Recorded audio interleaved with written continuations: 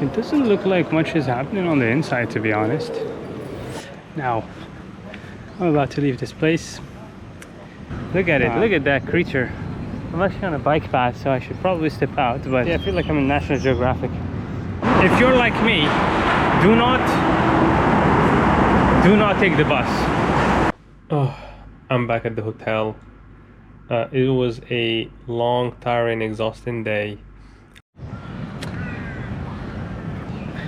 I was saying earlier that it's really, really quiet and nice over here. No cars, no motorcycles. The air is definitely cleaner, and you can feel it. It's not, you know, it's kind of an escape from the hectic reality of what this city is. It is a city, very, very, very, very hectic city. And now we have got a little cat over here. I see. Yeah.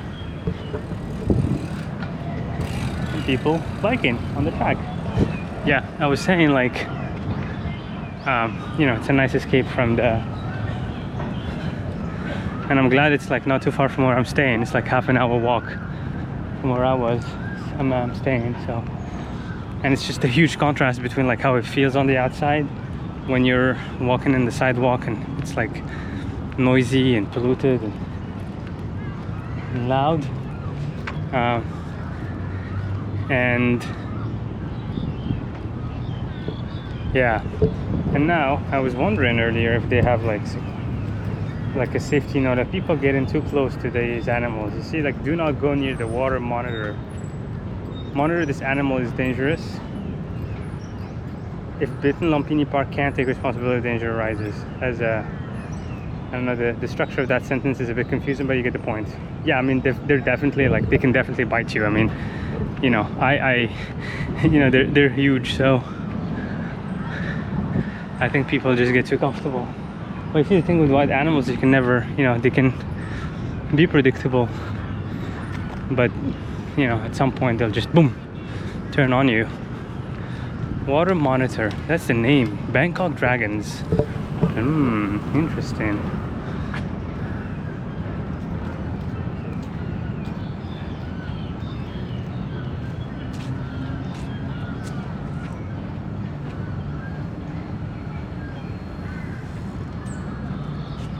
I guess they have this statue as it's a big one though. Let me just move a little bit closer. They're of course not this size, but imagine if they grew to this size. That would be insane. That would be insane. But Komodo dragons, well, no, even Komodo dragons are not this large. So, but I just want to show you a view of the park, because honestly, it is a really, really nice park. It's a really nice park, like, no lies, but better than actually what I expected. Of course, with the exception of the lizards that are a bit scary. But you know, it's kind of part of what you come here for, I guess. But yeah, it's a nice park. You could like spend like a good 2-3 hours over here, just cycling, chilling, and biking if you want to. Yeah, and good escape from the noise of the city, as I said earlier. So yeah, I think one thing that I will do in the future is to wear sunglasses when I vlog in the streets, because it just hides people. You know, like, it kind of hides eye contact from people. You know, like, you don't have to like break the eye contact, so, or like have eye contact in the first place. Okay, so kind of move here. It seems like there are some, what are they? Oh yeah, some boats for people who want to venture into the water. Lizard infested water. I ain't about that life. Yeah, I am not the most adventurous person, that is for sure. Particularly when it comes down to animals, I am not. I like them. Yeah, it will actually hurt some people what I'm about to say, but yeah, I like them in zoos. Okay, like, yeah, I said it. Yeah, you can criticize me and judge me, but yeah, I prefer observe an animal either in zoos or behind a screen. But this kind of cohabitation between lizards and humans is not my thing. And look at that, that is a mini lizard, and because they're small, maybe they have not learned to fear humans yet. So I don't know. And by the way, it is hot in here. You see I think I better go to where I was, because this area is kind of weird and wild. We don't have as much tree cover here, and you have this wide road which basically makes the whole thing heat up, because it's just you know, I don't know what this is called, but this material that they use when they build roads. So this is hot in over here. You can sense the increase in temperature. At any rate, I think this is it for me in this park. It was nice while it lasted. I do want to go to see the temple. And yeah, I don't have high expectations. I'm not really temples and museums and churches type of person, but since we're here for a day and a half or 2 days, might as well just do something, you know, before heading to the to Chiang Mai and then to the islands later. Okay, so it's a beautiful view of the park. There you go. See you soon. All right, guys, we're at the temple, checking out all these golden artifacts. Look at this stuff. Actually, I have absolutely no idea whether I'm allowed to record with a GoPro or not, because I've seen something that says no, what is it called? No, like, you know, look at it. Well, I get confirmation that I am allowed to record with a GoPro. A lot of gold. Okay, well, this is beautiful. I'm actually still slowly getting used to the camera being on my face while people are walking and recording things, but look at this damn thing. Isn't this beautiful? Holy fuck. Wow. My god, look at this. Shit. This is wild, yo. Now, do we want to learn about the history of this place and all of that stuff? I don't think so. You know, we don't. We just want to walk around, take photos, take videos, enjoy the view, enjoy the gold, head home and call it a day. That's what we're all doing over here. Everybody's here because everybody else told them to come here, because people before them told them to come here in order to take photos with this place. Look at the marble. They got so they don't have budget cuts, I can tell you. You know, Thailand might have some issues and deficit problems, but this temple clearly does not. Look at that. That is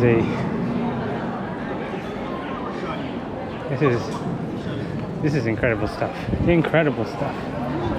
It's a lot of people from all kinds of walks of life, from different parts of the world over here. You know, taking photos and doing things and recording things and seeing things.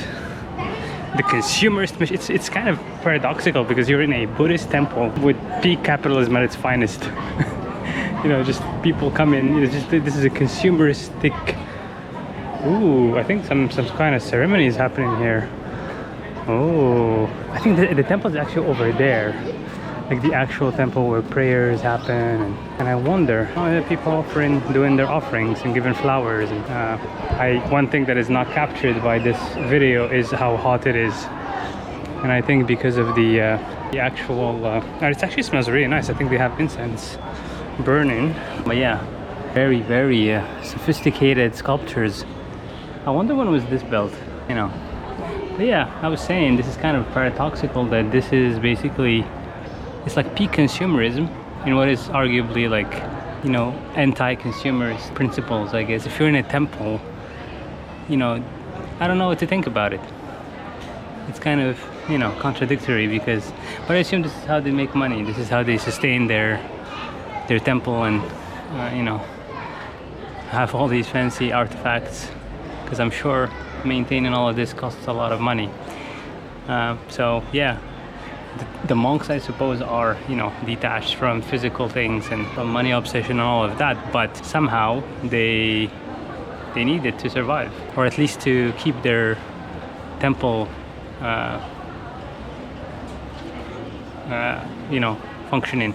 Man, I'm next to the fire. What am I doing here? Like sitting like right next to the fire. I was wondering why is it hot? Because I'm like next to the fire. That's why it's hot. Okay, now I wonder if I want to go inside. I think I'm supposed to take off my shoes, and I'm sure we're not allowed to bring drinks inside. But yeah, the adventure continues. Well, looks like we are now the main place, I think, where prayers happen. We were asked to take off our shoes. You could definitely see that they're up to notch here with how cool the architecture is and the details on the pillars on the walls, you know. So definitely unique art of the temple, and walking around here to show you some of the details on these walls. It's a lot of money spent here, as you can see. it's a, and even the view from the other side is also looking good. See? Wow, it really is quite a unique view here of the temple and the different things you can see in the temple actually. So we'll try to go inside to basically see what's inside. I hope we're allowed to record inside. I doubt it, but we're just kind of quickly. Oh my god, that is impressive. Now here it is. We will go in to see. Oh, no photos. Well, we went in. I went in. It doesn't look like much is happening on the inside, to be honest. As people sit in, there's like a statue of the Buddha inside. People are, I believe, praying or just looking. I was expecting some sort of like music, dance, sounds, something of that sort, but none of that is happening. Photos are not allowed on the inside, and apparently you cannot point your fingers, your feet towards the Buddha. I think it's probably some, you know, a lot of cultures surprisingly have things around, like, you know, restrictions around how you're supposed to put what you're supposed to do with your feet. But anyway, I wonder if I'm able to have a view here. Sadly, we can't zoom with this, but yeah, it was cool and nice. Now I'm about to leave this place. Spent about an hour and a half or maybe 2 hours here. I feel like that's enough. Usually these kind of places, you know, historical sites, museums, galleries, like my max tolerance time is like 2 hours. You know, when I get close to 2 hours, I'm like, it's time for me to leave and go somewhere else. Also, it's kind of hot, so I want to go somewhere cold and and they do have an underground place with that. Now, they said that this is a good spot for photos, so I'm trying to get a little view here of that. So here you go, the museum-like temple. Yeah, it's a museum-like temple because you're like, you know, you kind of consume in the history, and without a lot of, well, actually they did have an audio guide, but I didn't take it. I didn't think it was worth taking. So there we go. On this note, I think I'm gonna end this part right here and see you in the evening or afternoon. I'm back at the hotel. It was a long, tiring, exhausting day. Oh yeah, it was tiring. On the way back from the temple, I decided to take a detour to go to Hausen Road just to kind of see what's up over there. And as I was there, of course, I needed to go to the bathroom, and thankfully they had like this bathroom that you can go to for 10 bahts. I wasn't impressed with the Hausen Road, but I've read that it gets livelier at night. But it's mostly catering to, you know, guys who want to get drunk and party, which is not what I am here for. While I was there, I decided to go get a foot massage, which was really nice. Paid about 350 baht for it. It was in this really nice, fancy place. I've never had a foot massage before, so it was a nice experience. 60 minutes of it. And I tipped the guy like $5 because he was really nice. He gave me like a back and head massage, which I don't think were included in the foot massage package. But even if they were, I mean, you know, $5 is fine for, you know, the work he did. We pay much more than that for massages in Canada. And frankly, sometimes you wonder if you're getting a good massage or not. But anyway, when I was done with my massage, I decided to head back to the hotel. Let's come back here. And I came by bus. And frankly, it was a terrible experience. I do not recommend taking the bus in the city. Even if the trip is going to be longer using the metro, it's better to use the metro because ultimately it's much more streamlined and it's clearer. The bus I took today supposedly was going to take 35 or 40 minutes compared to an hour and 10 minutes by an hour and 20 minutes by metro. It is extremely unreliable when the bus is gonna show up. What you actually see on Google Maps, the names of the stations do not map to what the bus station stops are, and sometimes they take a detour. Like the one I took today took a detour. The other thing is you need cash to pay the bus when you go in. There's somebody on the inside that works there who comes and, you know, there's a attendant who came and took money from me, and I had to show her where I was going because I think it's metered by stations. And so she took the money, I gave her 100 baht. She returned me some amount. I have absolutely no idea how much I paid, but. And as I was going, there's this guy who sat next to me, this clearly some sort of scammer, who just had too many questions, and I tried to be as kind of poker facey as possible. So I did engage with him, but my answers were quite short, and ultimately he gave up and moved to the opposite side of the bus. The other thing I want to say is that when I was gonna be dropped off, it was actually the attendant who told me where to drop off.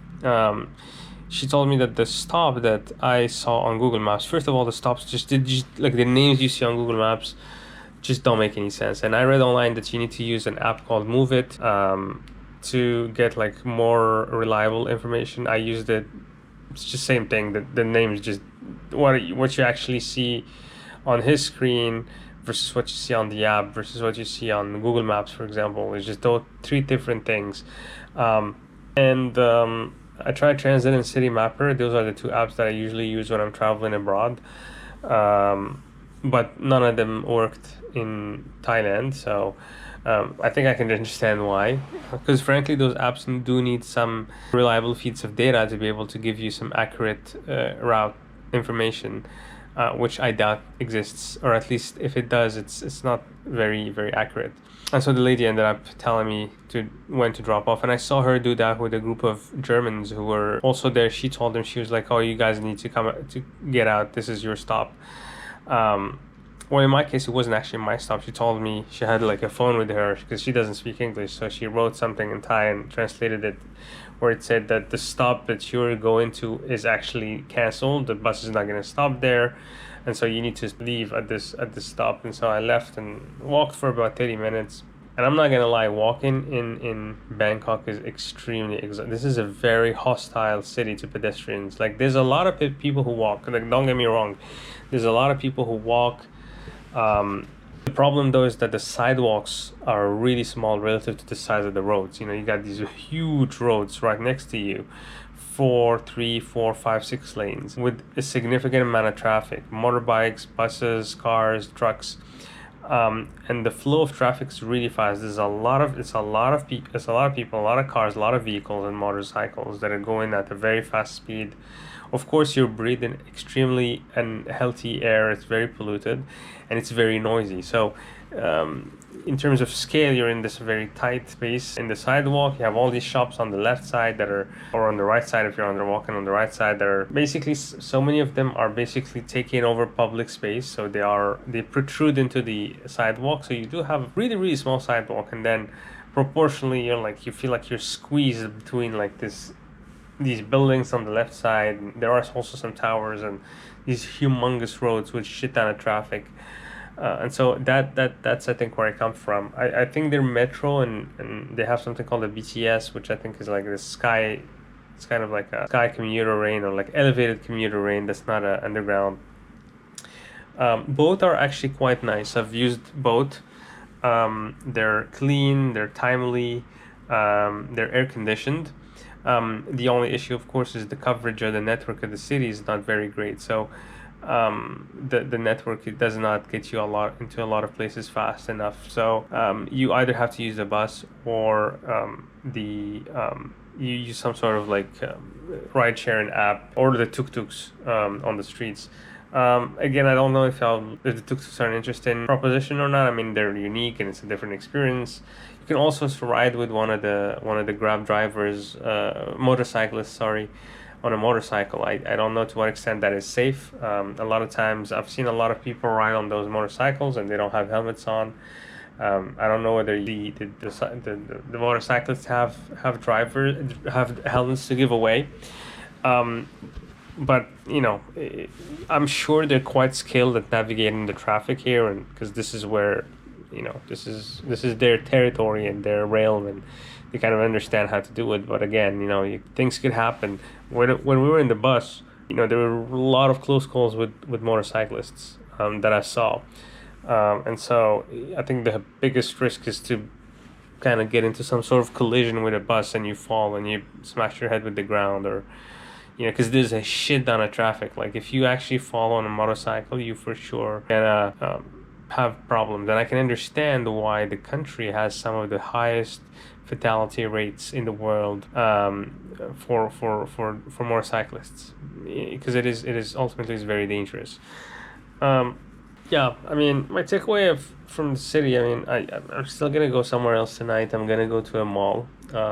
I'm gonna take a Grab, which is one of the popular apps here that you could use. A lot of people talk about Grab, but in fact, there's like other applications that you could use. There's something called Lineman, which is this app associated with this master super app called Line. There is something called Maxime that I also found, which apparently also allows you to book cars, and they all have like cheaper kind of alternatives. So let me just kind of try to see what we have. There is Lineman, there's Maxime, Line, yeah, I already said that. There's Bolt, and Grab. So these are 4 ride-hailing apps that you could use. And one of the fascinating things to me being here is actually seeing the kind of the software ecosystem that they have here. It's really unique and different. You know, you don't see Uber or Lyft. It's really these Asia-centric applications. For example, you know, there's no DoorDash or Skip the Dishes, or it's Food Panda and Grab here. The same thing with the application for text and messaging. This app called Line, it seems to be like predominant here, and that's kind of their version of WhatsApp. And it happens that it has a subset of applications on top of it that allow you to have all these additional functionalities. And then of course, you know, you can see like Alipay or Line Wallet, which are like kind of alternatives to say Android Wallet or Apple Wallet. So yeah, I'm gonna head to one of the malls. It's this very fancy big mall that's about like 40 minutes from where I am, and I'm definitely gonna take a car there because I do not want to like have to deal with basically the public transit, and I'm a bit exhausted. And tomorrow I need to catch a flight to go to Chiang Mai. But ultimately, my overall evaluation of the city is that it's, you know, it's a city at the end of the day, and it's an Asian hectic city, and it's crowded, and it just reiterates my kind of realization. Well, it's not a realization, but like I've been to European cities that are very well designed, with incredible biking paths, good public transits. You know, I'm thinking of Amsterdam or Berlin. Really nice infrastructure, good weather, good air quality, not very noisy.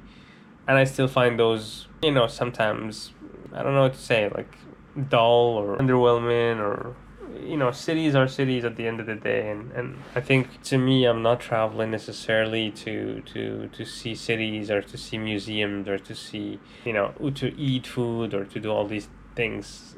I think for me, the biggest thing that I'm realizing as I get older and older is that I want to do activities. So like, you know, some sort of like activity to be like kind of anchor of the trip.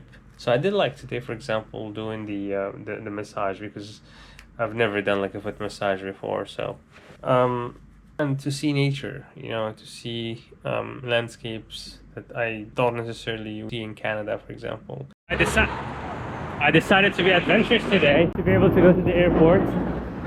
I got dropped in the middle of this area right over here. There is absolutely nothing, and yeah, I'm basically trying to get to Terminal 2, which is supposed to be right there. But yeah, it was quite an adventurous journey, talking with the lady who was the attendant at the bus, trying to explain to her that I want to get dropped off right next to but now the problem is, how the fuck do I get to the other side? Like, holy fuck. If you're like me, do not take the bus.